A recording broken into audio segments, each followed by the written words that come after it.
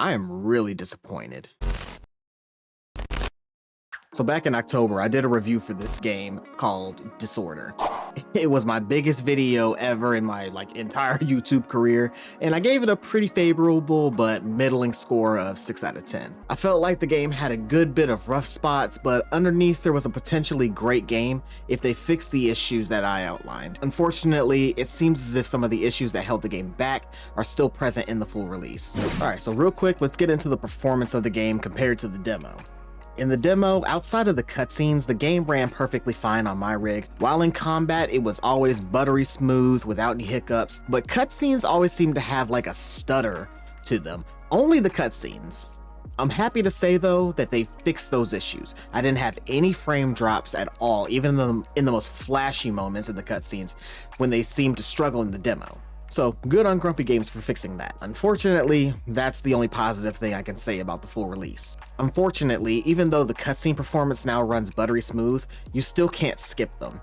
Now I'm aware there are lots of games where you can't skip cutscenes at all or even in your first playthrough, but I feel like that should always be something that the gamers should be able to decide for themselves. But this issue is exacerbated by the fact that the voice acting in the cutscenes is pretty bad.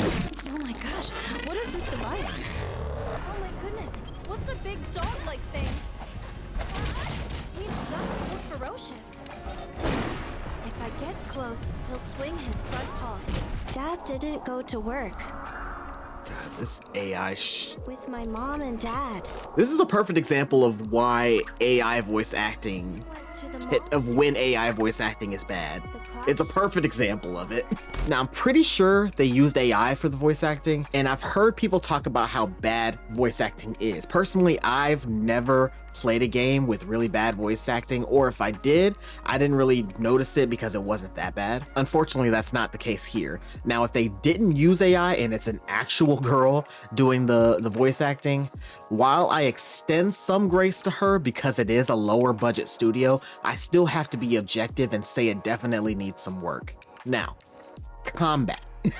Let's talk about the combat. The controls feel for the most part completely fine. It's no different than the way it was in the demo. There's nothing crazy or fantastical to write home about. It's just fine. To those of you that saw my original review, you remember me talking about how clunky and choppy it felt. And unfortunately, it isn't any different. There's still no connecting animations to link heavy and light attacks, and no combo strings to speak of. But for me, as a fan of hack and slash games, action RPGs, stuff like that, I need a slightly more in-depth combat system to really kind of get into it. I'm not saying it needs to be Devil May Cry or Sekiro, but I need at least some depth to the combat. With all that being said, there's a way to make the combat feel a little bit better when you play, but you can't really do it all the time. The way I found was the snappiness of going from your normal attacks, whether that be the heavy or light, to your special abilities is really responsive. So a quick couple slashes, then maybe a heavy, and then you hit the shoulder button into the flurry attack. It feels really good, almost like you're in an anime. It really does feel good for that 1 second. And then you have to wait for the cooldown again. It's like the game is teasing you. I'm sure some of you out there are going to hear this review and be like, dude, it's a small studio. Why are you expecting so much from them? And to that I have to say, I get your perspective.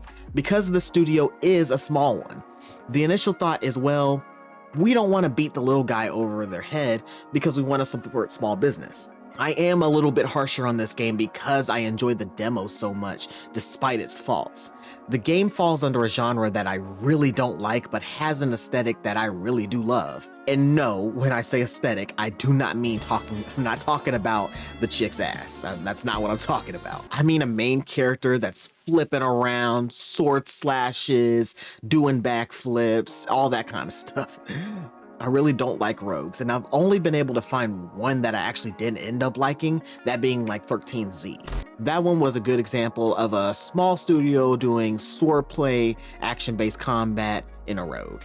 I really hoped that this game would have fixed the main issues from the demo and that I and many people criticize. The combat is the #1 anchor holding this game back. Judging by the reviews on Steam, I'm not alone in this. I wish I could say that I'm sure they'll develop the game over time and make the combat feel better, but more than likely what will happen is the game will just sell poorly and the studio will either fade away or shut down. I really hope that this doesn't happen. Too many times developers either give up and run off with the bag or don't have the resources to continue working on their game and make it better. I still feel like this game has potential if they could just get the combat to feel better. But with all that being said, let's put a final score on this game.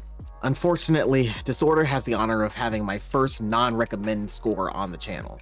I'm gonna have to give this game a 5 out of 10 with the added tag that if possible, you should only buy it on Steam so that way you can return it if you don't like it. Which again, judging by the reviews, that'll be a lot of people.